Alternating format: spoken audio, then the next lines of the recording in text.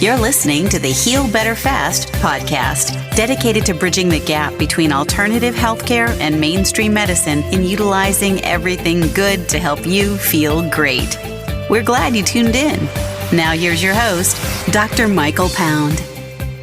Linda Scheele, who is certified in cancer yoga. And today, we get personal in our interview, and we talk about her loss of her 2 kids, her diagnosis, and how she healed. And with decades of experience, you have to hear what this 76-year-old health revolutionist has to say about how to heal better fast. Please welcome Linda Scheele. Welcome to the show today, Linda. Well, thank you so much, Dr. Pound, for having me. I really appreciate it and look forward to this. And you and I met in New York, and we talked a little bit about what your journey was like. But for my listeners, why don't you share with them a little bit about how you got to where you are now? Okay. Actually, I'll go back to, I've owned 4 businesses. I had 3 children and raised them by myself. And that, when I got to be around 50, I decided they were gone and I could leave and start another business. So I moved to Florida. Everybody in my family had moved to Florida. So I started a food brokerage company, and that was very successful. And then I went to another company. I've owned 4 companies. And then during this time, I owned an organic wine distributorship, which was a lot of fun. But during this time, both of my children passed away. My 2 older ones passed away. My daughter, Kristen, was addicted to alcohol, and she was bulimic for over 20 years. And despite that, she was a fabulous chef. She was one of the top chefs at Disney. And thank God I was with her when this happened. And the last thing she said to me was, "I love you, Mom." And I said, "I love you, honey." But she had done so much damage to her body that, it was time. And my son, David, who was going through a very deep depression, and he had gone to try and get help, and they gave him 5 medications. And unfortunately, the depression really got to him, and he overdosed. So that was about 14 and 16 years ago. Well, that dramatically changed my life, as you can imagine. Mm-hmm. I started becoming more, what's really important is what it came down to. What is it all about? And what's really important? It's not a new dress, and it's not a trip to here. It's about caring, becoming more wise. Trauma has a way of really making you either go one way or the other. You can go into a depression and stay there, but I'm so fortunate that I was able to move through it. And I started doing yoga about 8 years ago. I was 68 at the time. And I started teaching yoga at 73. And I'm 76 now. So then I started teaching yoga. Well, as soon as I got certified in yoga, that experience changed my life. And also in another direction, I don't know about you, Dr. Pound, but sometimes throughout your life, your intuition is always there. At least it is for me. And it would say, go right. And I'd go, nah, I'm going left. Well, sooner or later, that caught up to me. And I decided to go right. And I got involved in teaching in addiction centers because of my past with my children. So I started teaching in addiction centers, and I taught there for about 2.5 years. And I learned tremendous amount. It was very, very satisfying to me to be able to help. And I call them kids, but they weren't. Some of them were up in their 50s. To ease their pain a little bit. And this is what yoga does, and this is what meditation does. And it was very, very fulfilling for me because I couldn't really help my children at that point in their lives, but I could help other people. And I have to tell you a story about a fellow. Let's call him John.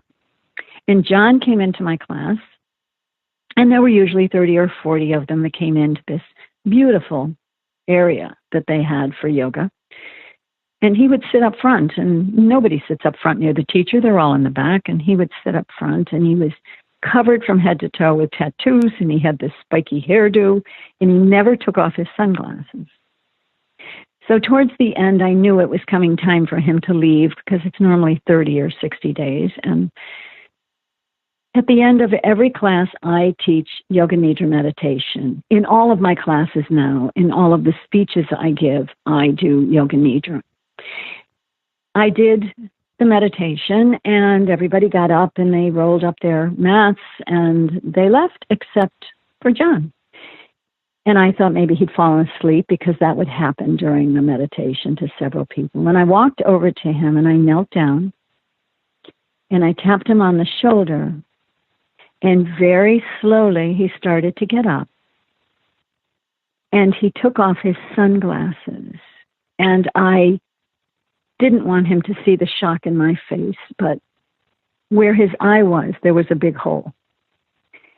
And he looked at me and he said, "Do you know the part of the meditation where you say, imagine a wave passing down through your body that carries away your fears?" And he started crying. And he said, "I felt the wave. I felt that wave go through my body." And tears are streaming down his face. So I knelt down next to him and I said, "John, there are so many things that happen in our lives that we don't understand. But one thing I do know, if you lead with your heart, good things will happen to you." And he got up and left, and I never saw him again. But that type of thing has a profound effect on me. Someone asked me one time, "Why do you do what you do? What motivates you?" Well, what is not to be motivated? I had another kid. He was 18, like 6'5", always smiling.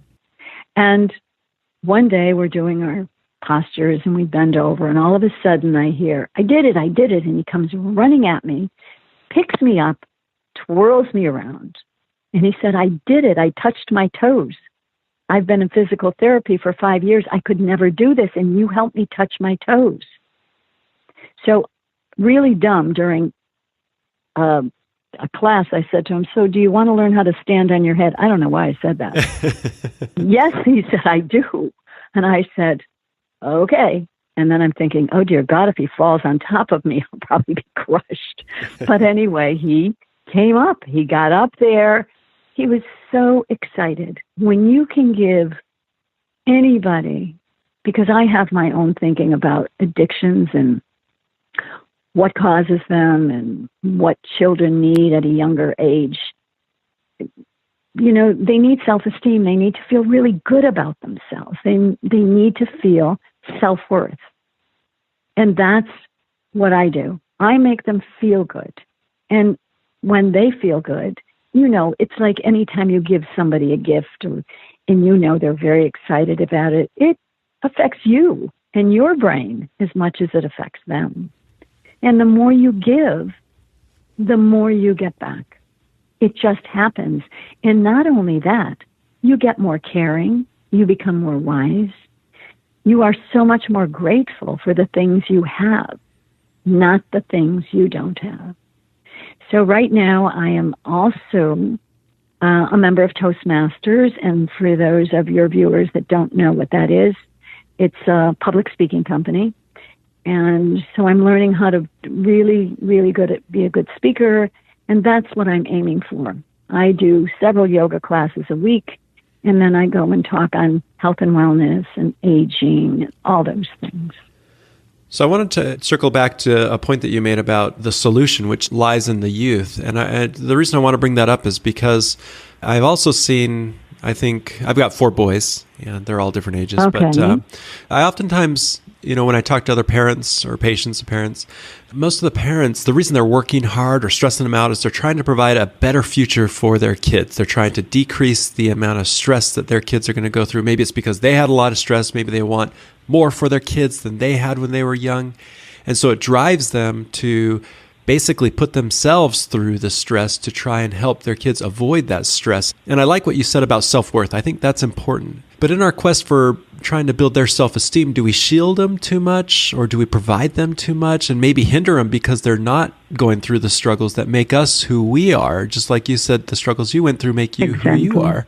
So where's that balance in allowing our children to be able to suffer as well as trying to protect them? Well, I think the basis for all of that, Dr. Pound, is love. Everything goes back to love. It does. I think it is so important that your children know all the time. You have to discipline them. You can't let them do whatever they want. And, I learned through trial and error, as most parents do. There's no book out there that tells you what to do or how to do it. But you have to discipline them to give them structure.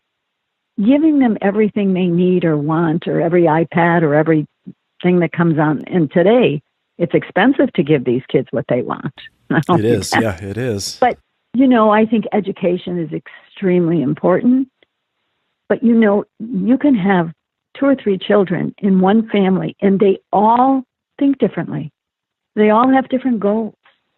And I think one of the things that I learned with my children was that I didn't appreciate them for the goals they were going after. And I thought, well, I knew better. Well, that's not right. I didn't know better. And I look back and I think, maybe I should have done this. Not that it would ever have changed the outcome. It's not about that. It's not that I'm looking back saying, oh God, I wish I'd done this instead of that. It's not about that. It's just that you learn as you go. But I think if these kids today know that they're loved and you discipline them, most of them really need that. Not only that, I think they want it. They want structure in their life. But giving them every single thing that they want when they want it, it's not the answer. I mean, I think a great education is great, but if they don't go to Stanford or Harvard, that's okay. Maybe if you can't afford to do that, but then you send them to a local college. There's lots of grants and things out there for kids today to work. I know I worked my way through college. My dad didn't have any money. My sister did. My brother contributed to his. We were lucky that we could do that. But I think today's kids I think they're bright as heck. Oh my God. These teenagers are so smart. And I think they're great kids. I really do. But I do think that possibly there are certain things that you could do a little bit differently to give them a little more structure and, ask them to volunteer on Christmas dinner for someplace or do something, give something back, right? Yeah, and I think that's where that self-worth comes in, is being able to think outside of oneself and be able to do that. So I appreciate that. Let's shift gears a little bit. You're certified in cancer yoga, correct? Yes. So can we talk about how that differs from maybe your standard yoga class? And obviously that benefits people who are going through that, but when would you use it and what benefits does it have? Well, the benefits, first of all, the reason I got into cancer yoga was because when I got certified, I found out within a couple of months that my sister had just been diagnosed with breast cancer. And I thought, wow, that would be a good thing to do. And I looked it up, and there was and I live in Florida, there was a school up in Long Island. So I flew up there, and it wasn't a long thing. It was, 5 or 6 days to become certified in cancer because I already had my 200 hours for teaching, and I was in chair yoga and restorative. And I got certified. And then I started working with South Florida Radiation Oncology, which is a huge organization. I think it's pretty much all over the country. I met a doctor there, and I started teaching a lot of patients. And it wasn't just breast cancer. It was brain cancer and prostate cancer. And little by little, there are so many benefits.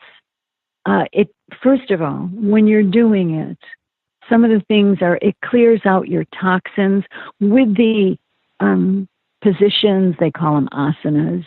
It stimulates not just your muscles, but it increases your blood flow so that you're getting more blood flow. So it helps get rid of a lot of the toxins from the treatments. It certainly reduces your stress and anxiety. And everybody, today has it. But when you're diagnosed with cancer, that's like, wow. and your stress level is so high. So it teaches you how to go from your sympathetic nervous system, which is your fight or flight, down to your parasympathetic nervous system, of course, which is low anxiety, less stress. That in itself is worth tons. And I know with breathing, and we'll probably get into this a little bit later, when you start breathing through your nose, and I say correctly, through your nose and out your nose, if you did the yoga breathing, you do it 10 times in an hour, it's less than a minute. It reduces your stress by 40%. That's absolutely huge. And there have been so many studies done by hospitals all over the country on cancer yoga. You've got Harvard, MD Anderson. There's a doctor at MD Anderson. His name is Dr. Leonard Lorenzo Cohen. I don't know if you've ever heard of him or not, but he's head of the integrative medical program at MD Anderson. And he did a study a few years ago on breast cancer patients. And it was a controlled study. There were 191 people in the class. And the first group did yoga. The second group did stretching. And the third group didn't really do anything. And the decrease in their cortisol and their mental health was huge. So from there, I think a lot of other institutions, hospitals started picking it up and started teaching, cancer yoga. I know I still run into down here when I'm teaching, I'll have some gals that I'll meet that have cancer. And they'll say, my doctor told me not to move. I can't move while I'm going through treatment, which I'm sorry. That's so not proven true, and they need to move. They need to relax. They need to meditate. Meditation brings them into another place, and it's kinder, and they get a sense of self. They get their life back, and it's really phenomenal. Cancer yoga is a really, really good thing. Now, what's a daily practice that you do that maybe you can guide us through that helps with healing, that keeps you functioning, that keeps you feeling young? Well, I will share something with you, and I'm kind of in the middle of this. And I'm really in really good shape. I mean, for, my age, etc. And about 4 or 5 months ago, I started getting weakness in my back. And I have degenerative disc disease, but that doesn't mean anything. Everybody that's old has that. Right. And I have some cancer, and I had, you'll like this, I had fallen through the ceiling in my roof about 15 years ago and broke the ball of my hip in half. Oh, my goodness. So, yeah, I know. How bad was that, right? That was really dumb. And anyway, all of these things. So I've got some little osteopenia in my other hip because of that. But at that time, I don't go on any medications. I just do natural things like flax oil or tart cherry juice or all of these things that, to me, are self-healing. So to go back to the start of this, I started getting this. And in August, I went to my eye doctor for my checkup, and he found uveitis in my eye. Are you familiar with uveitis? It's a... yes, I am. Actually, oh, I figured you would be. It's an inflammation in the cornea, I'm pretty sure, of your eye.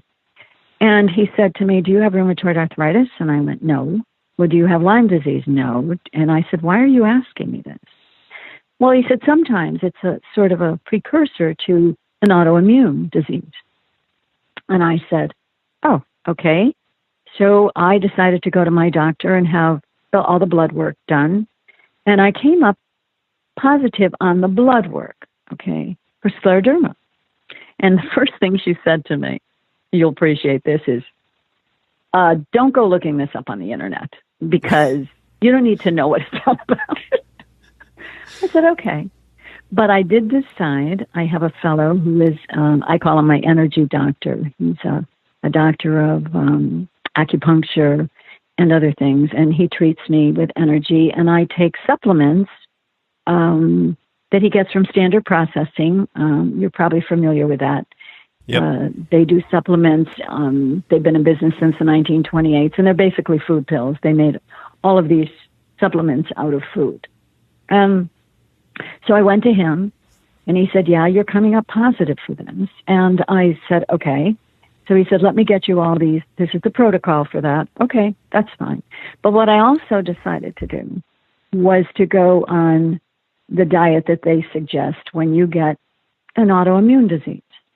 So I went down and I stopped having sugar, which shouldn't really have that much of that anyway.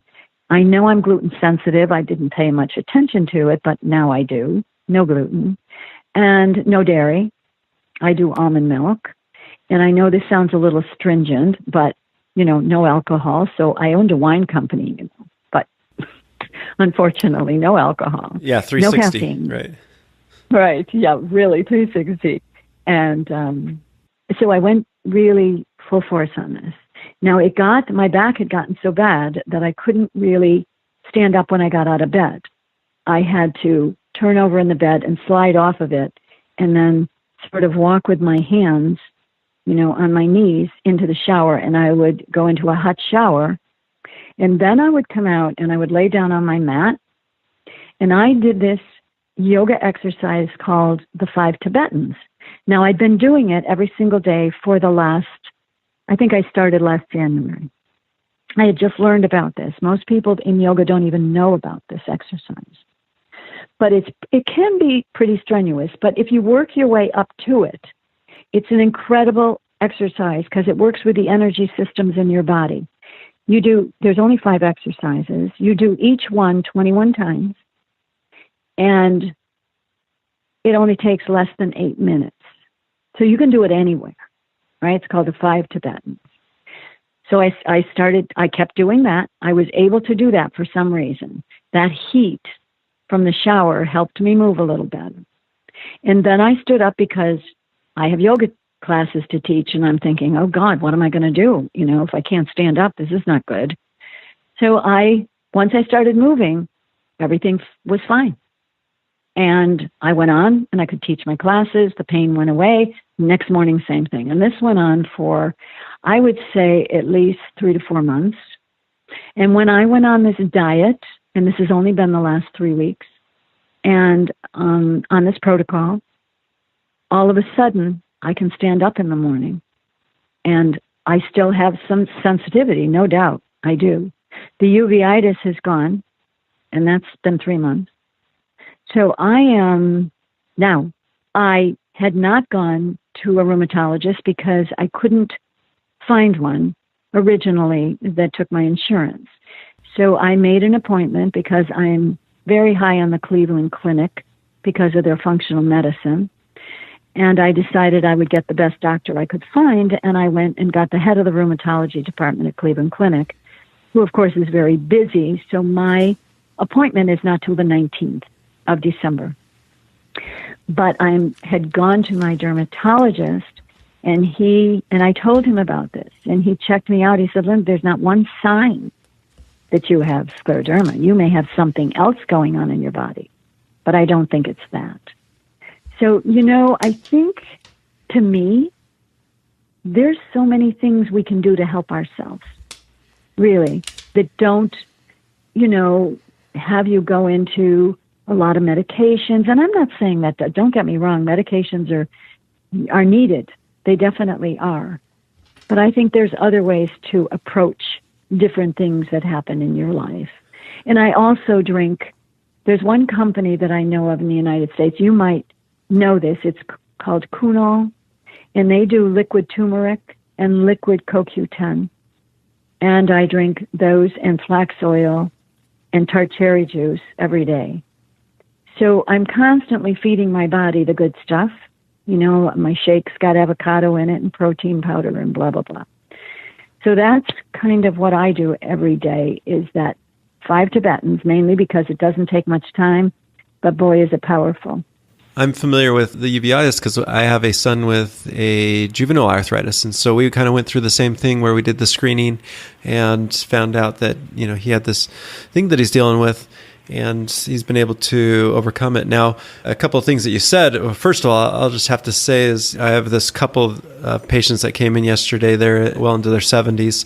And the woman I was working on her neck and asked her, do you have any history of any disc problems? She said, not that I know of. I said, well, have you ever had an x-ray? She said, no, I don't want to look. And it's kind of the same idea it sounds like with you is, right. Yeah, everyone's kind of got this stuff going on, but the less I know, I just focus on being healthy and doing what I need to do to stay mobile. And that was kind of her thing. Now, I just have to say I'm impressed in your 70s, you're on the roof of your house that you fell and then that you recovered. That's impressive. No. But, no, I was in my attic. I had climbed up the ladder into my attic. That's not impressive. See, you have because you're young. We did. I don't even want to go in my attic. Oh my goodness. No, see, I just don't think there isn't anything. I'm still standing on my head in yoga. I couldn't stand on my head when I was a kid, and I can stand on my head now. So I just kind of embrace these things. Don't get me wrong. I'll never jump out of an airplane. There isn't an airplane that I would ever want to jump out of. But I love to do new things. I think that's what keeps people young. Challenges your brain and in your body, in your mind. I mean, there's so many things people can do today, and it starts with really being grateful for what you have. It really does.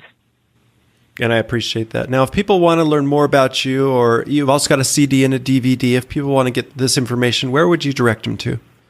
I do. I have chair yoga. Actually, I teach 5 chair yoga classes. And this is not just for people that are older, although believe me, it's great. I had 2 women, 101 years old, each of them. And in a yoga class, they were great. So my chair yoga CD or downloaded is on my website, which is www.myrestorativeyoga.com.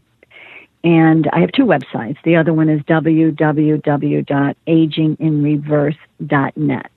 And that's my yoga. And then my meditation is Yoga Nidra. And this is really, really a fantastic meditation. It's probably about 45 minutes long. And this can be found on Amazon. It can be found on Spotify, iTunes, all of these places. And the name of it is Yoga Nidra with Linda Scheele. And my last name is spelled Scheele. So if anybody wants to get a nice meditation, thank you. And the chair yoga is Chair Yoga with Linda Scheele. And that's on my website. And thank you for mentioning that. I'll include links to your website as well on the post and the show notes. And by the way, thank you. All my listeners, go check out her website because you'll be stunned that she is in her 70s. And she's got a great quote on there. People don't grow old. When they stop growing, they become old. And so I really appreciate your youthful vibe and essentially the drive that you have to keep people young and functioning. That's terrific. Thank you. Thank you. I appreciate your saying that.